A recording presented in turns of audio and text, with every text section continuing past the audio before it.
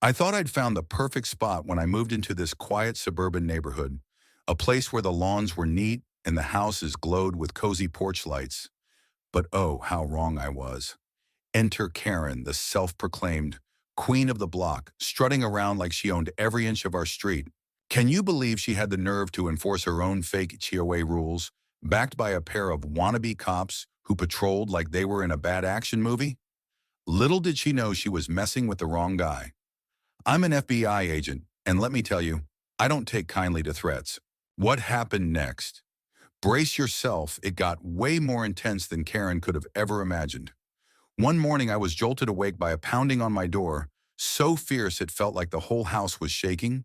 Who could be making such a racket at dawn? Still groggy, I stumbled to the front hall, my heart racing, thinking someone might be in serious trouble. Peering through the peephole, I saw two figures in matching uniforms, the words HOA Police emblazoned in bright letters across their chests. HOA Police, are you kidding me? Their badges looked like they'd been plucked from a dollar store bin, but they stood there all puffed up, glaring at me with stern faces. My pulse quickened way too much for this early in the morning. I cracked the door open and said, "Can I help you?" The taller one, a guy with a jaw so sharp it could cut glass, pointed at me, like I was some common criminal.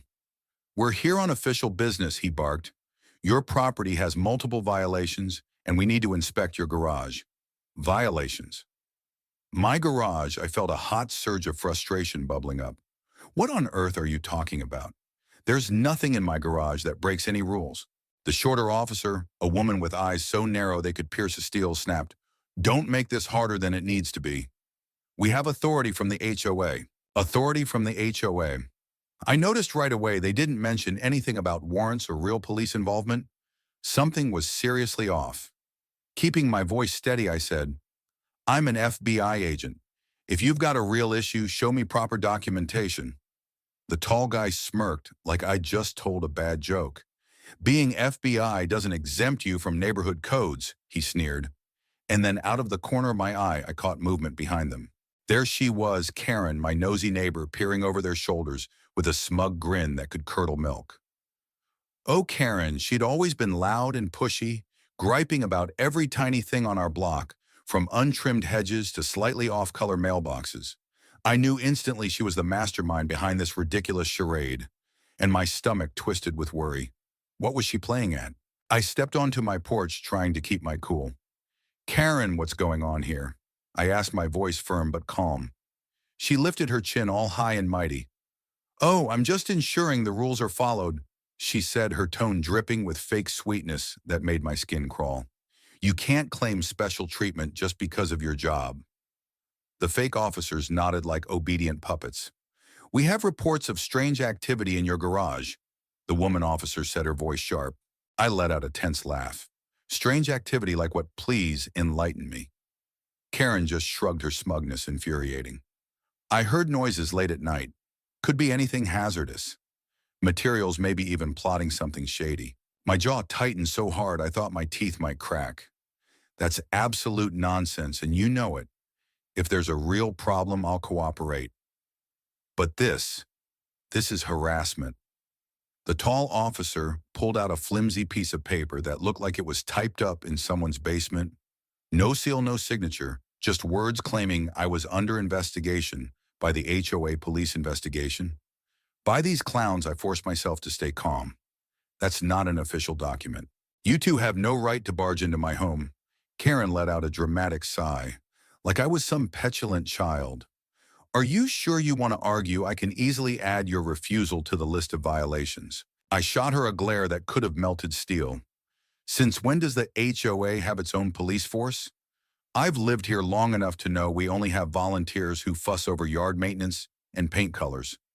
The shorter officer had the audacity to flash a plastic-looking badge in my face. "We have new powers now." "Step aside," she demanded. "New powers." What kind of fantasy world was this? I shook my head firmly. "No way. Unless you come back with real law enforcement and a valid warrant, you're not setting foot in my house." The tall guy took a step closer, his tone menacing. "Don't test us." My anger spiked, but I forced it down. I wasn't about to let these imposters push me into a corner. As an FBI agent, I knew better than to start a physical argument right there on my porch. Instead, I crossed my arms, standing my ground. If you try to force your way in, you'll be the ones facing charges. Karen smirked again, her confidence maddening. You can't threaten us. Everyone on this street knows you think you're above the rules. Suddenly, my phone buzzed in my pocket, cutting through the tension. I glanced at the screen. My boss's name was flashing. My stomach tightened. He never called this early. What could possibly be wrong? One moment I said to the fake officer stepping back into my entryway, my heart pounding like a drum. The tall guy shouted after me, "We're not done here." I ignored him and answered the call. My hands trembling slightly, my boss's voice came through strained and urgent. "Get to the office right now. We have a problem." My heart sank like a stone. Is this about some complaint against me? I asked, dreading the answer. There was a long pause each second, stretching into eternity. "I'll explain in person," he finally said. I hung up my mind, racing. I walked back to the door, where the two fake cops were still loitering with Karen, standing behind them like some evil overlord. "I have to go," I said, trying to keep my voice steady. "I'll deal with this later." The woman officer shook her head, her lips curling into a sneer. "If you leave, we'll mark you as uncooperative." Uncooperative. For standing up to this nonsense? Karen stepped closer, her gaze cold as ice. "Do you really want your neighbors to see you running away?" she taunted. I let out a heavy sigh, my patience wearing thin. "Karen, this is beyond ridiculous. You know you can't arrest me." She tilted her head, her smugness infuriating. "I'm not arresting you. They are, and I'm not stopping them." The male officer raised a pair of plastic zip ties, holding them up like he actually planned to cuff me. Zip ties, was this a joke? I had to remind myself to stay cool. Losing my temper would only play into their hands. "Put those down," I said, my voice low and firm. "Impersonating a law officer is a serious crime. You know that, right?" The woman officer grabbed her radio, but I doubted it was connected to anything real. Karen clucked her tongue like a disappointed schoolteacher. "You might want to listen. They have the power to write you up." "Write me up with what authority?" My jaw clenched so tight I could feel the tension radiating through my skull. "A fake citation means nothing," I shot back. The tall guy waved the zip ties in my face, taunting me. "Want to find out if these are fake too?" At that moment I realized just how far this had gone. They were trying to provoke me, to push me into doing something rash. This was a setup, plain and simple. I took a slow, deep breath, forcing myself to stand down. "Look," I said, my voice steady, despite the storm raging inside me. "I'm stepping away to handle an urgent matter at my real job. You all need to leave my property." Now Karen shrugged, her nonchalance infuriating. "We'll be watching. The HOA has eyes." I couldn't help but bark out a laugh. "The real HOA might, but you sure as heck aren't it." The male officer pressed his lips into a thin line, his eyes narrowing. "We'll give you one last warning," he said, glancing at Karen, who nodded like she was directing a play. "If you don't cooperate, we'll recommend disciplinary action." Disciplinary action. From these frauds, I glared at them, my patience hanging by a thread. "Recommend it to whoever you want. Now get off my porch." They finally backed away, but not before the woman snapped a photo of me with her phone. Karen flashed a mocking smile. "Smile for the records?" she sneered. "Records? What kind of twisted game was this?" My stomach churned as I waited for them to slink off my lawn. The second they were gone, I slammed the door, my hands shaking with rage. My phone buzzed again, another message from my boss. "Hurry." My entire body felt like a coiled spring ready to snap. This was the last thing I needed, especially if something serious was brewing at the bureau. Those phony officers had thrown my morning into utter chaos, and Karen's smug grin was burned into my mind, taunting me. It took a solid 10 minutes of deep breathing to calm down enough to grab my keys and head out, my nerves frayed to the breaking point. As I stepped outside, I spotted the fake cruiser parked at the end of the street, its lights off, lurking like a predator. Karen's car was nowhere in sight, which only made me more uneasy. Where was she now, probably spreading her twisted version of the story? To the neighbors painting me as the villain, I drove away, gripping the steering wheel so tightly, my knuckles turned white trying to steady my ragged breathing. My boss's tone on the phone had been dire, and that rattled me even more than Karen's antics. What could be so urgent? As I pulled onto the main road, I kept checking my rearview mirror, half expecting that fake HOA police car to tail me. Thankfully, there was no sign of them, but I still felt trapped between two nightmares. The phony cops harassing me at home, and whatever crisis was waiting at work. When I finally reached the FBI field office, my heart was still pounding. I hurried inside the familiar hum of the building, doing little to calm my nerves. My boss was waiting in the hallway, his posture stiff, his face etched with anxiety. "You took your sweet time," he snapped, waving me into his office. I shut the door behind us, my throat tight with dread. What was this about? He didn't waste a second launching right into it. "Why are local authorities complaining about your threatening behavior?" He demanded, his voice sharp. Threatening behavior. My stomach plummeted. I explained the whole ridiculous situation, emphasizing that those so-called officers had no real badges and that Karen was orchestrating this farce. "They're not cops," I said, my voice rising with frustration. "They're just Karen's puppets." He stared at me for a long, uncomfortable moment, his expression unreadable. "Well, we've got a problem," he said finally, his tone heavy. "The higher-ups have flagged this. There's talk of misconduct, and I can't protect you if this escalates." Misconduct me. My stomach churned like I'd swallowed a lead weight. "But I'm innocent," I insisted, my voice shaking. "Someone's framing me, trying to push me out." He rubbed his eyes, looking exhausted. "I don't care if they're real cops or not. There's paperwork on my desk claiming you resisted a lawful inspection. It's nonsense, but it's official now. Paperwork from Karen's fake goons."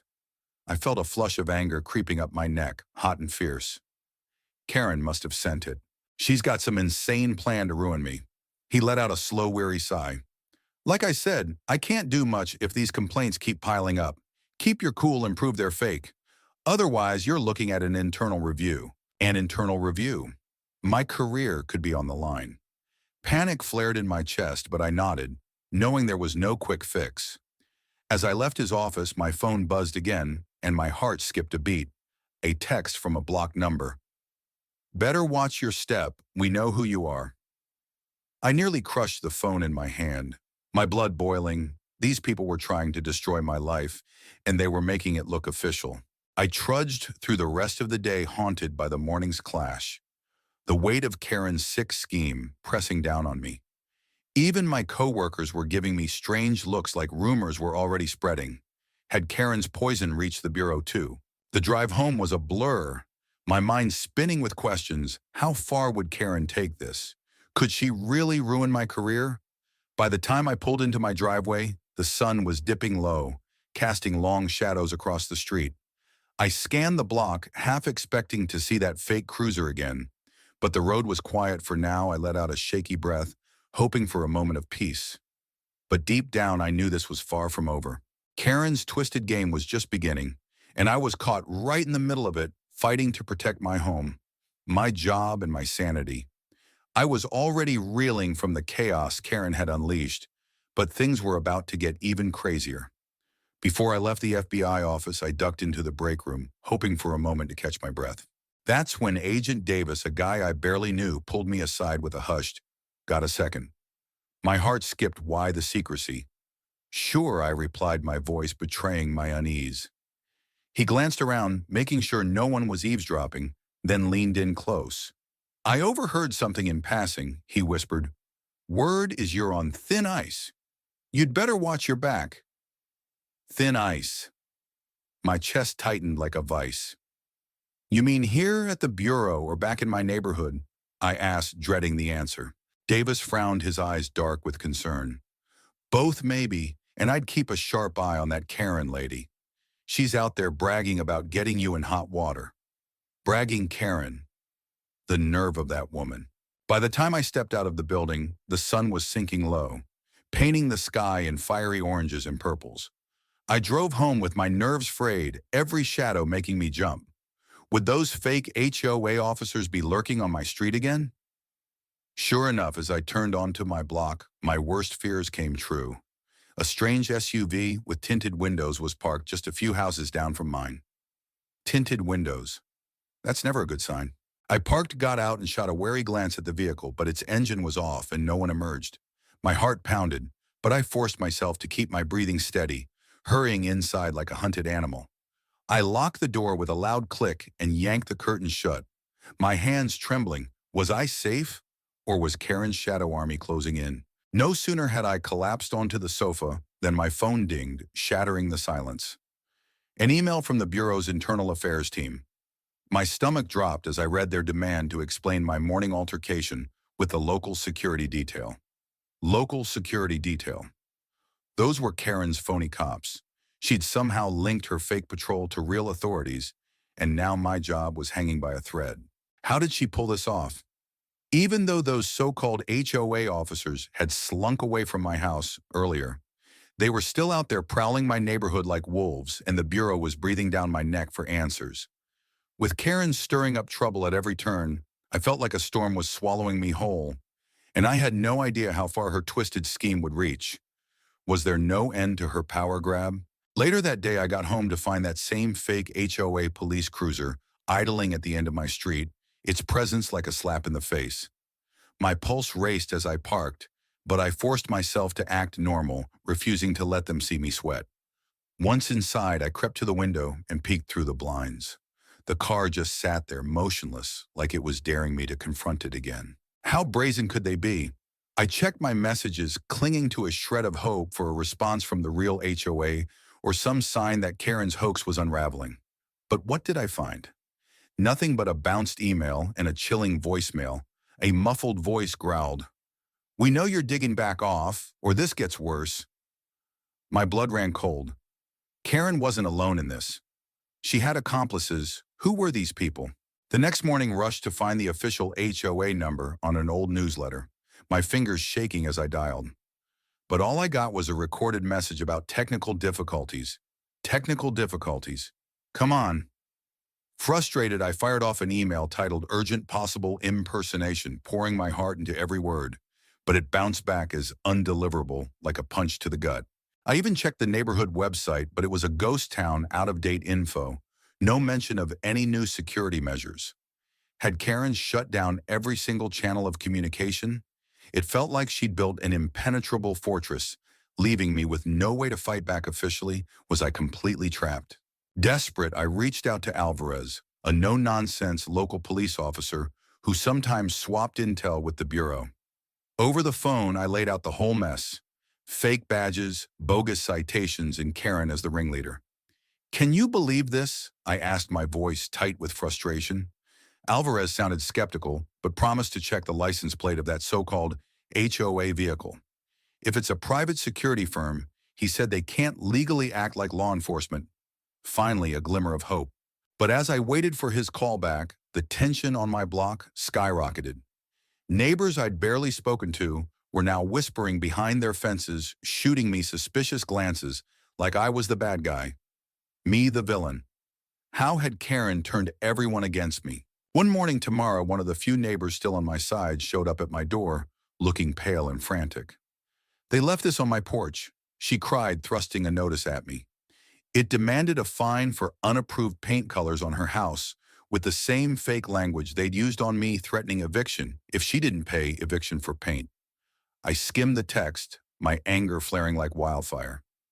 "Is Karen even allowed to do this?" Tamara asked, her voice trembling, tears brimming in her eyes. "No way, this is a straight-up scam," I said, wishing I had a magic fix. "Don't pay them, I'll figure this out." But Tamara just shrugged, fear etched into her face. "I can't risk losing my home.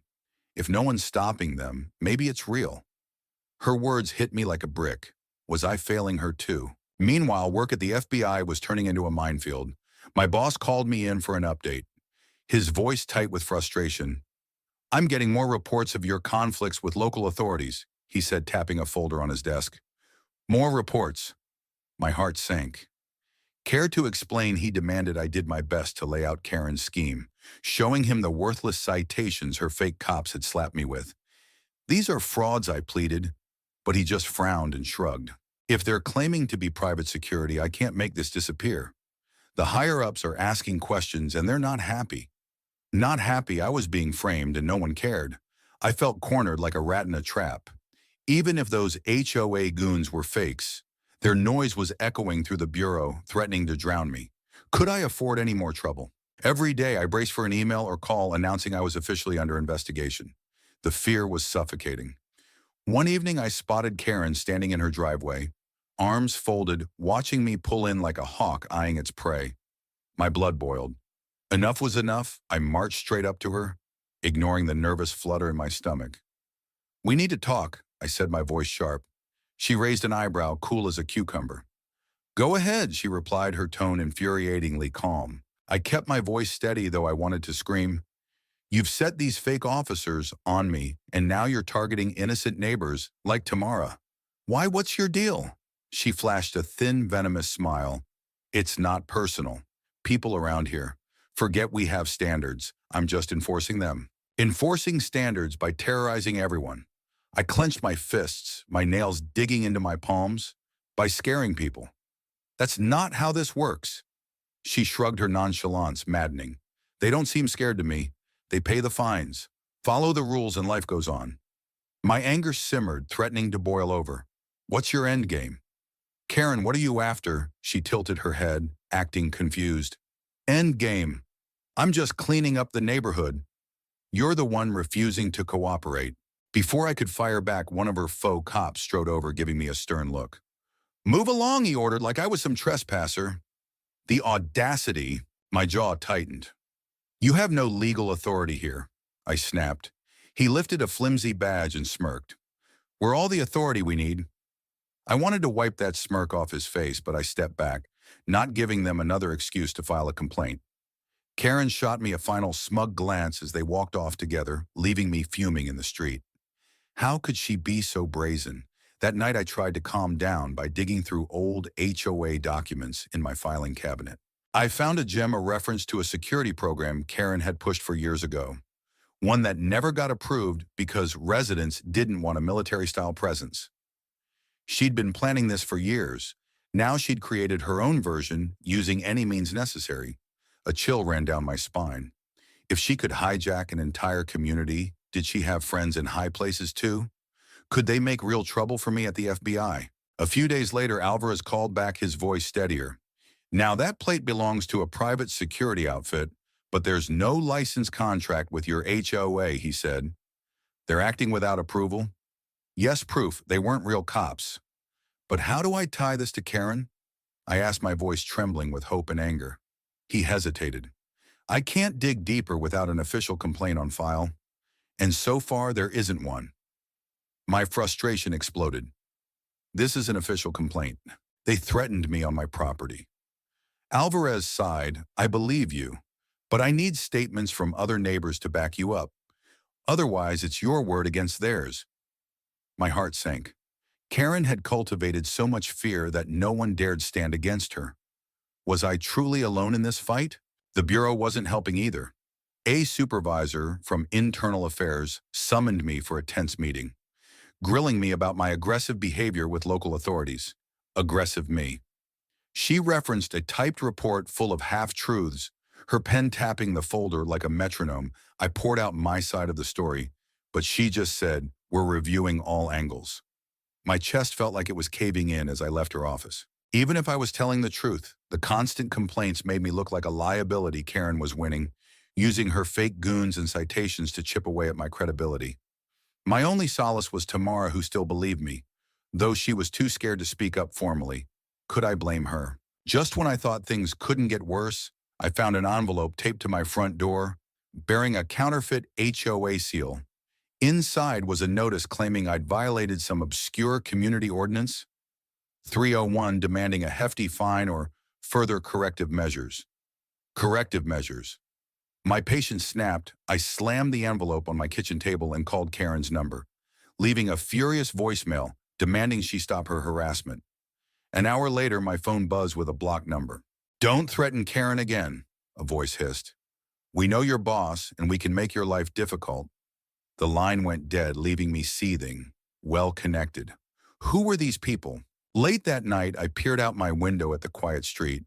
Porch lights glowed and a breeze rustled the manicured lawns. But it felt like a lie. This picture-perfect suburb was a battlefield, and Karen was pulling the strings. I was no closer to proving her scam, and my FBI career was on the line. My phone chimed with an email from a colleague. Heads up, internal review might launch soon. Rumors are swirling. Great. Another storm was brewing, and I was stuck battling a neighbor who'd turned our peaceful community into her personal fiefdom. How much longer could I hold on as I flipped off the lights? My mind was a whirlwind of dread. What was Karen's next move going to be? Would I even stand a chance against her? I'd uncovered the private security link, but I still had zero solid proof to pin this nightmare on her or to clear my name at the FBI. My only lead was that plate number Alvarez had traced, but without neighbors brave enough to step up, I was teetering on the edge of a cliff, and Karen was ready to give me a hard shove. How could one woman wreak so much havoc? The tension clung to me like a second skin, every move weighed down by the stress of being under the FBI's microscope. It only made my fear of Karen's next strike burn hotter. Every time I stepped outside, I felt eyes boring into me, sometimes from neighbors who turned cold and suspicious, sometimes from that eerie, unmarked car lurking at the corner. Was I being watched 24/7? Late one afternoon, I headed out for a quick grocery run, hoping a mundane errand might clear the fog in my head. But as I pulled out of my driveway, I spotted a shadowy figure lurking behind Karen's hedge, probably keeping tabs on me. My stomach knotted up tight. My own neighborhood, enemy territory. How had it come to this? Halfway to the store, my phone buzzed with an unknown caller. My heart skipped a beat. Should I even answer? I hesitated, then picked up, my nerves jangling. A gravelly voice rasped, "Stop digging, or else." Before I could snap back, the line went dead, leaving a chilling void in my chest. Or else? What did that even mean? I gripped the steering wheel, my knuckles white as I finished my grocery run. When I got home, I found a crumpled flyer jammed under my windshield wiper. Portuari HOA police volunteers needed. It read, listing a meeting date and surprise, surprise, Karen's address. She was recruiting more minions, now luring neighbors into her web of fake authority. The flyer even mentioned a membership fee for uniform costs. A fee? How blatant could she get? If even a few people fell for this, she'd have a whole squad of bully enforcers patrolling our streets. I snapped a photo of the flyer for evidence, my hands shaking with fury, then tore it to shreds. No way was I letting that garbage float around my yard. As I marched up my steps, I caught the blinds in Karen's window twitching slightly. Was she watching me right now? I didn't care. I slammed my front door and bolted it tight, my heart pounding like a war drum. Inside, I spread my scattered notes across the dining table, desperate to build a timeline of her takeover. There were dozens of warnings, fines, and bogus citations, some aimed at me, others shared by Tamara. A pattern emerged clear as day. Each piece was a calculated step chipping away at the real HOA's processes until Karen could claim she ran the whole show. She'd created a vacuum of confusion and filled it with her own made-up empire. How had no one seen this coming? But why? That was the burning question. And more importantly, who was backing her? That menacing voice on the phone didn't sound like any neighbor. I knew it had a cold professional edge that screamed real muscle. Someone with serious resources was in her corner. That evening, I invited Tamara over, hoping we could piece together this puzzle. She showed up clutching a thick envelope of documents, her face pale with worry. I found old newsletters mentioning Karen taking over the events committee, she said, sinking into a chair at my table. We thought she just wanted to run block parties and yard sales, but now it's clear she had much bigger plans. I flipped through the pages, shaking my head in disbelief. She's been plotting this for years, hasn't she? Waiting for the perfect moment to strike, Tamara's hands trembled as she pointed to a line in a 6-month-old letter. Local security guidelines will be enforced for the safety of all residents. It bore Karen's signature and a vague nod to third-party officials. Third-party officials? What a load of nonsense. Tamara's hand gripped mine, her voice tight with fear. Do you think any of this is even legal? I shook my head, my jaw clenched. Not a chance, but no one stopping her. We shared a grim look, the weight of our situation crushing us. The real HOA board was MIA, either silent or scared into hiding, and the police wouldn't budge without hard evidence of criminal activity. As for the FBI, I was drowning in internal reviews, each one tightening the noose around my career. The next day I resolved to visit Alvarez in person. Maybe if I showed him the stack of documents, he'd grasp the full scope of Karen's plot. I drove to the station, my heart rattling in my chest, the flyer and citations neatly packed in a manila folder on the passenger seat. Was I being followed? At a stoplight, I spotted a black sedan with tinted windows lingering behind me far too long after the light turned green. My suspicions skyrocketed. When I reached the station and parked, the sedan slowed, then peeled off down a side street. My pulse hammered. I'd definitely been tailed. Inside, Alvarez ushered me into a cramped office, apologizing for the mess.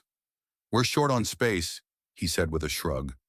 I didn't care about the clutter. I slammed the folder on his desk and spilled everything. The threatening calls, the shady flyers, Karen's push for more fake officers, and the rumors they were collecting cash. He flipped through the pages, whistling low. "This is bigger than I thought. But how do we pin it on Karen?" I leaned in, my voice urgent. "Her name's on multiple documents. Plus, I've got neighbors who could testify." Alvarez frowned, his expression grim. "We'd need those testimonies in writing, and your neighbors can't be too scared to sign their names. Otherwise, it's just hearsay." I let out a heavy sigh, frustration clawing at me. My neighbors were terrified of crossing Karen. Who could blame them? For all I knew, she had real power, or at least powerful allies, pulling her strings. I pressed Alvarez about the tinted SUV's plates, clinging to hope. He scanned his computer, his brow furrowing. "It's registered to a private security firm tied to an out-of-state corporation. Might be a shell company, hard to trace." My shoulders sagged, so a dead end. He nodded, his face tight. "I'll keep digging, but unless they break the law in a provable way, we're stuck."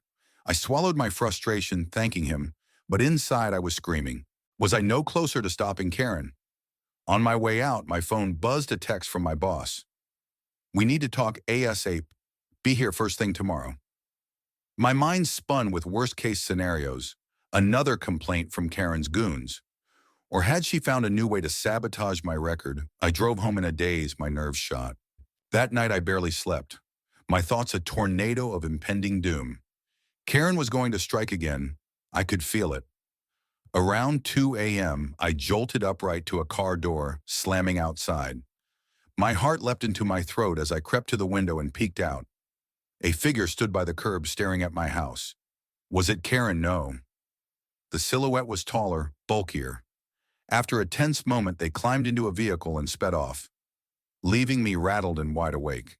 Who was that? Sleep was a lost cause after that.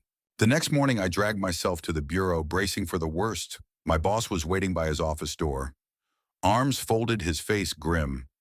"This is bad," he muttered, ushering me inside. I sat down, my gut twisting like a pretzel. "I've got a dozen complaint forms here," he said, dropping a thick file onto his desk. "All from your neighborhood, accusing you of misconduct, threats, even property damage." Property damage. My mouth went dry.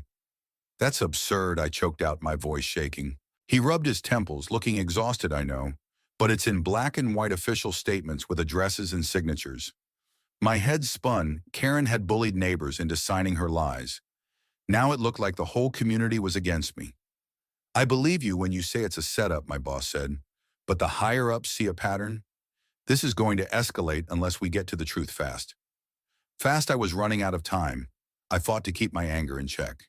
"Just give me a chance to prove these people are impersonators. They're not recognized by any real authority."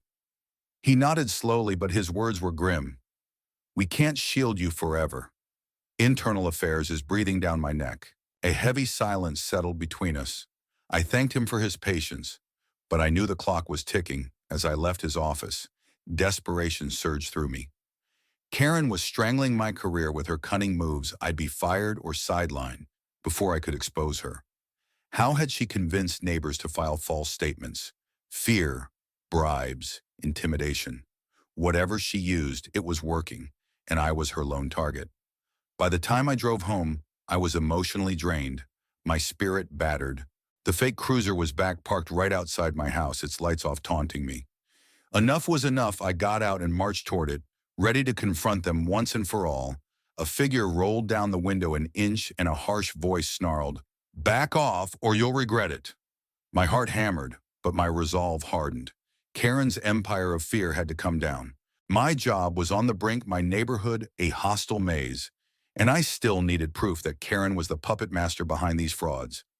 The stakes were sky high, and I was barreling toward a showdown that could cost me everything. I drove to FBI headquarters the next day, my pulse pounding like a jackhammer, bracing for the worst. My boss had warned me about an official inquiry into my misconduct, and I was running on fumes.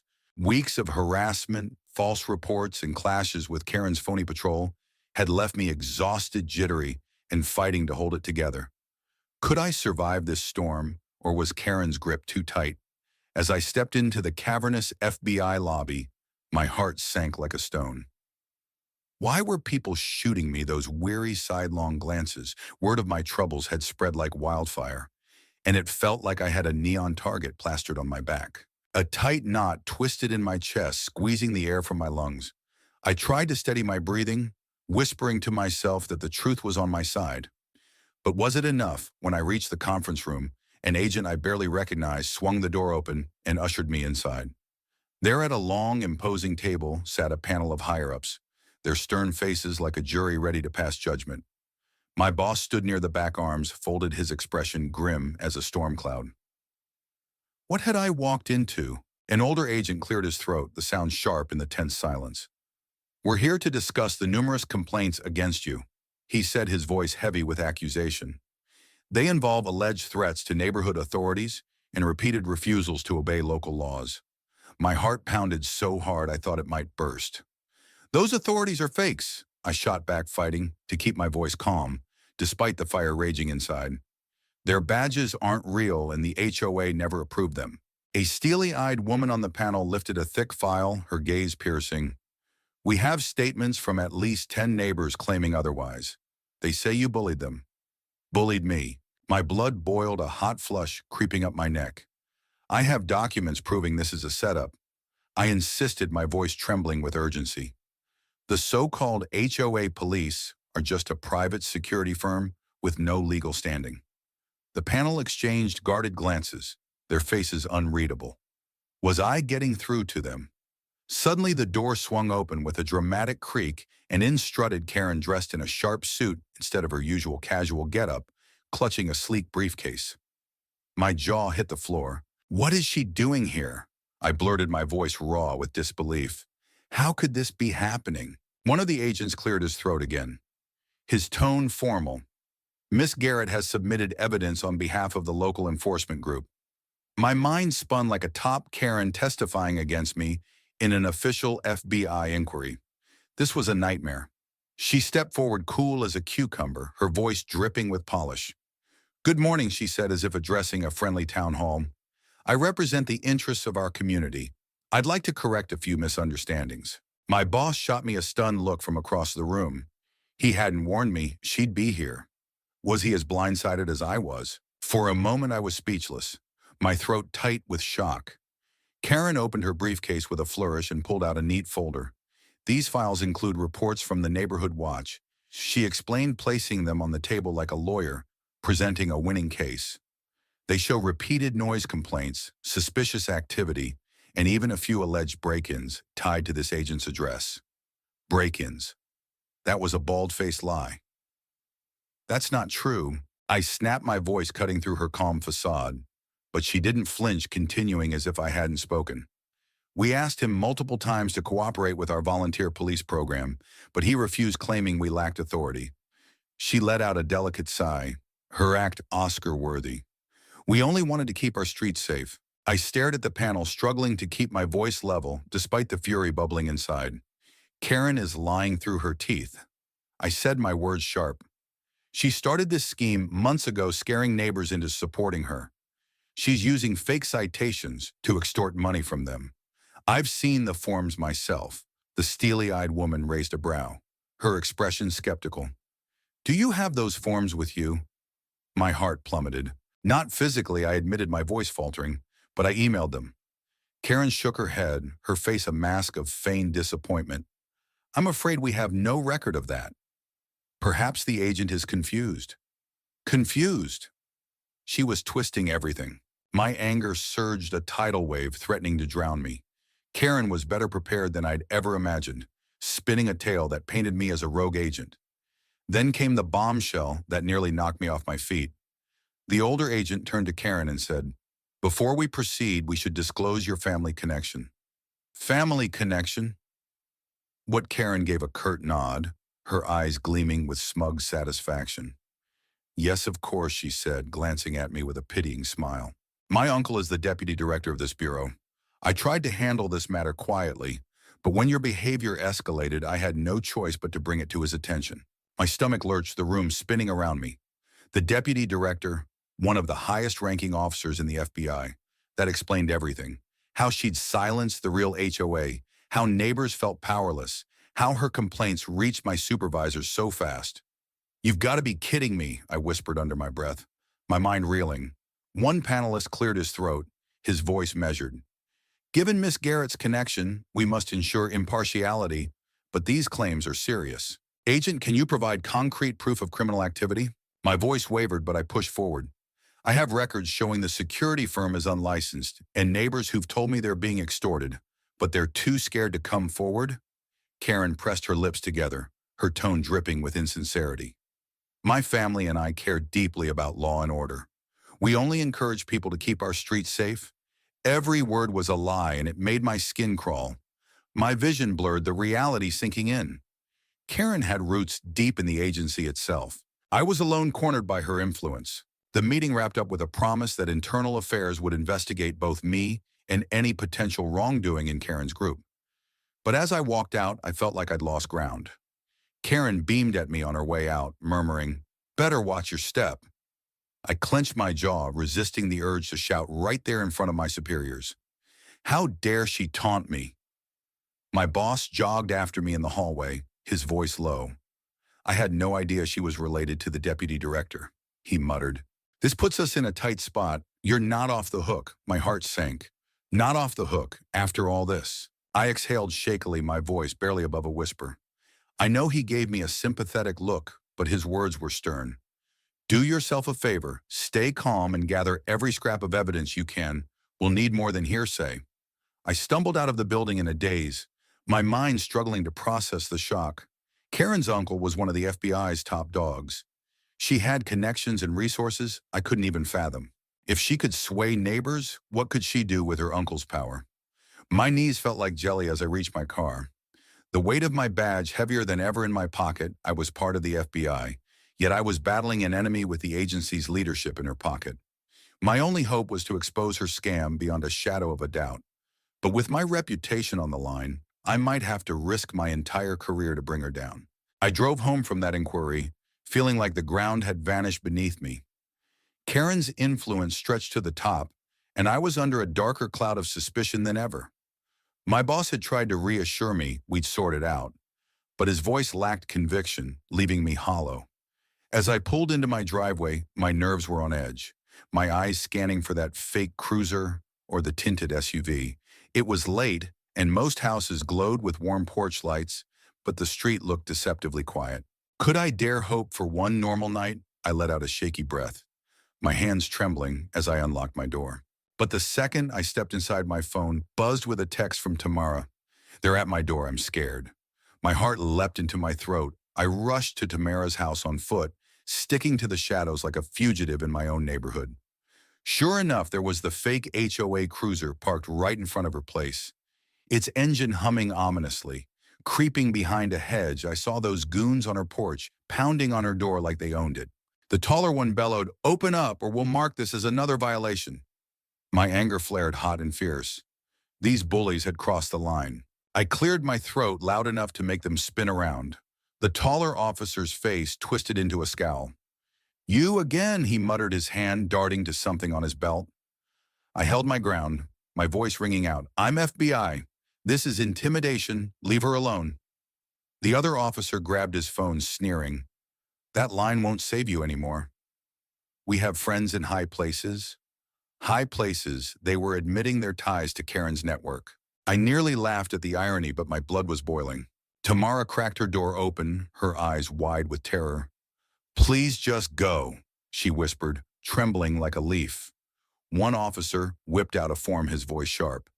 "Sign this statement confirming your friend is harassing the neighborhood." My pulse skyrocketed. They wanted her to betray me. "Back off," I roared, stepping forward. "She's signing nothing?" The second officer shoved me, and I stumbled onto the porch steps, my balance faltering.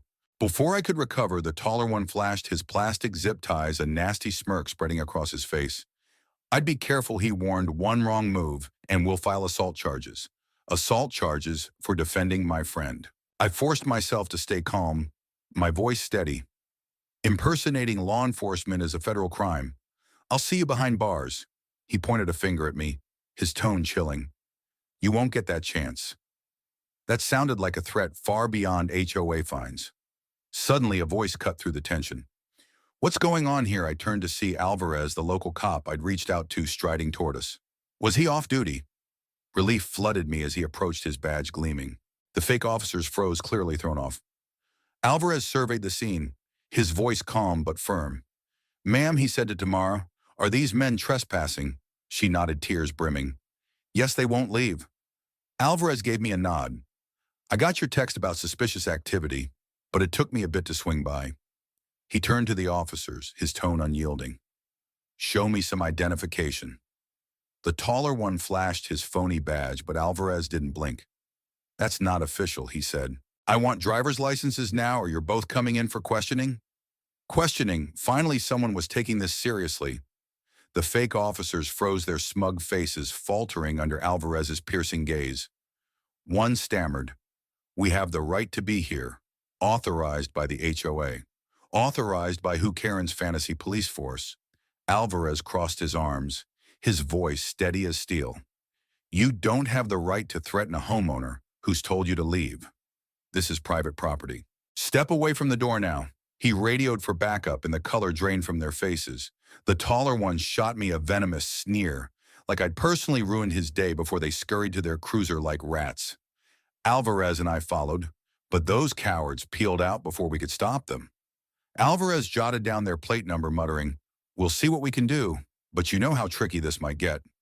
Tricky? That was an understatement. Tamara was trembling like a leaf as she thanked Alvarez, her voice barely above a whisper. After he left to file a report, I guided her back inside, where she collapsed onto her couch, looking like she'd just survived a horror movie. "They want me to blame you for everything," she whispered, her voice tight with panic. "They said if I didn't sign, they'd drag me to court for not following HOA rules. Court over their fake regulations." I knelt beside her, trying to steady her shaking hands. "It's a bluff, Tamara. Their paperwork's as real as a $3 bill. We'll prove it." But even as the words left my mouth, doubt gnawed at me. Karen's circle had wormed their way into an FBI inquiry and coerced half the neighborhood. Was anything beyond their reach? I stayed with Tamara for a while, hashing out our next moves. Her agreement to give Alvarez a formal statement about the harassment felt like a lifeline. Could this be the breakthrough we needed? By the time I headed home, night had cloaked the street in darkness. Crickets chirped and porch lights cast a warm glow, but an icy unease wrapped around me like a shroud. My phone buzzed, jolting my nerves, a text from an unknown number. "You're out of time. Cooperate or lose everything." Sorry. My chest tightened, my breath catching. They were doubling down, growing bolder after our near clash. How far would they go? I slipped inside, locked the door with a trembling hand, and sank onto the couch. My mind racing. Karen's grip was monstrous, bolstered by her uncle's clout in the FBI. If I wanted to bring her down, I needed evidence so airtight even her family ties couldn't save her. My brain churned with risky ideas, each one more dangerous than the last. At some point, exhaustion won, and I drifted into a restless sleep, haunted by visions of job suspension. Or worse, was my career slipping through my fingers. Morning light barely eased my dread when I found a slip of paper stuffed in my mailbox. "Meeting tonight at the community center. Be there."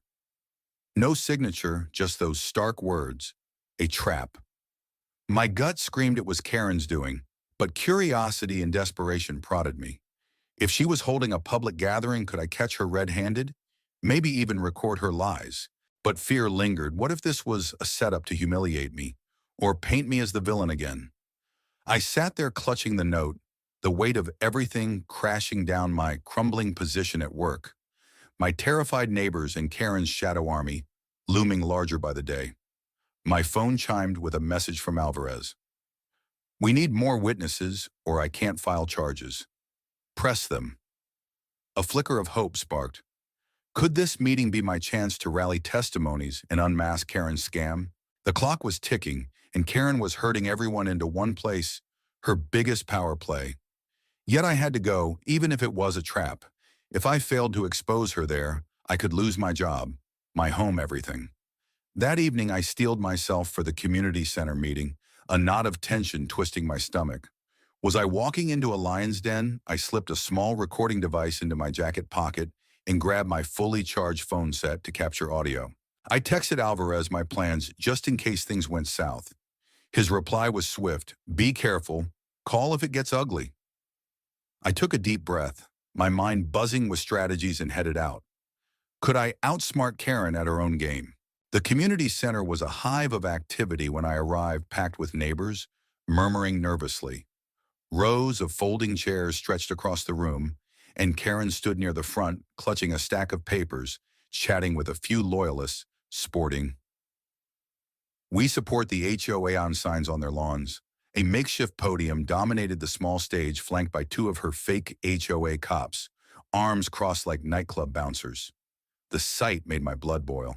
I slid into a back row seat, hoping to blend in, my heart pounding like a drum. Karen stepped to the podium, her voice oozing fake cheer.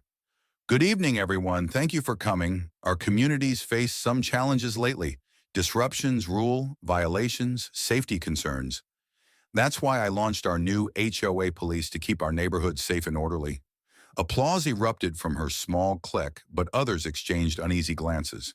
The tension in the air was thick enough to choke on. She pressed on, undeterred. Unfortunately, some individuals refused to respect our standards. Her eyes flicked to me for a split second, a venomous glint in them before she gestured to her goons. Thanks to our dedicated volunteers, we've issued citations for noise violations, unkempt lawns, and suspicious activities. It's all about keeping our streets safe and boosting property values. I couldn't hold my tongue any longer. I shot to my feet, my voice ringing out. That's a lie. Heads whipped around, gasps echoing through the crowd. Karen's smile faltered, her eyes narrowing to slits. Excuse me, she snapped. I stepped forward, my voice steady despite the adrenaline surging through me. Your so-called HOA police are a sham. They're a private security group with no legal authority to issue fines or citations. You're running a scam, Karen. The room erupted in murmurs, shock rippling through the crowd. One of her fake officers moved toward me, but I held up my FBI badge, my voice booming. Federal agent, touch me and you'll regret it. The officer froze, glancing at Karen for orders. I seized the moment, pressing forward. These goons are hired muscle. Karen's been intimidating neighbors, forcing them to pay fake fines, threatening eviction. It's illegal, her face flushed with fury. You're just bitter because you can't follow rules like everyone else. She shot back, her voice sharp. I pulled out my phone, displaying screenshots of Alvarez's findings. This proves your HOA police are unlicensed and unauthorized. Their security company has no contract with our community. The room buzzed with worried whispers, the tide shifting. A man stood, his voice shaky. Karen, is that true? Are they not real security? Her bravado cracked, her voice stammering. They're volunteers. Volunteers. What a joke, I pounced. Volunteers don't detain people or issue fines. You've been inventing infractions to extort your own neighbors. I pointed to the stack of papers beside her. Let's see those citations. I bet they're as fake as your authority. The crowd surged forward, eager for answers. Karen's hands shook as she tried to snatch the papers away, but a neighbor grabbed a citation and held it up. This doesn't look right. No seal, no signature. Karen's face went pale, her voice shrill. That's confidential, but the damage was done. More neighbors crowded in, demanding to see the documents, their phones flashing as they snapped photos of the bogus paperwork. The tension exploded when one fake officer muttered, I didn't sign up for this, and bolted for the door. Abandoning Karen, Alvarez appeared at the entrance, his uniform crisp, his expression deadly serious. Everyone stay calm, he announced. We're investigating unauthorized security practices and possible extortion. Karen's face drained of color, her composure shattering. She sputtered, trying to rally her dwindling supporters. This is harassment. I have connections. You can't do this. Connections not anymore. Her allies stayed silent, their loyalty crumbling. Alvarez strode to her, his voice firm. Ma'am, I need you to come with me for questioning. Karen flailed her voice, rising in panic, but no one backed her up. Her fake empire had collapsed in front of everyone. Alvarez cuffed her, giving me a quick nod. Good work, he whispered. As Karen was let out, the room buzzed with chatter. Neighbors realizing they'd been duped. Tamara rushed to me, her eyes shining with relief. You did it, she whispered, gripping my arm. I managed a tight smile, adrenaline still coursing through me. A few neighbors approached, their voices soft with apologies. We felt trapped, one said. We didn't know what to do. I nodded too, drained to say much, but grateful the truth had broken through. The aftermath was a whirlwind: statements, paperwork, and an official HOA audit that confirmed Karen had been pocketing fine money for herself. Her uncle, the deputy director, swore he knew nothing of her scheme. But the scandal torched his reputation, and he quietly resigned within weeks. The neighborhood breathed easier, the fake HOA police vanishing overnight, their security company slapped with legal action for unlawful enforcement. A few weeks later, my boss called me into his office, his face unreadable.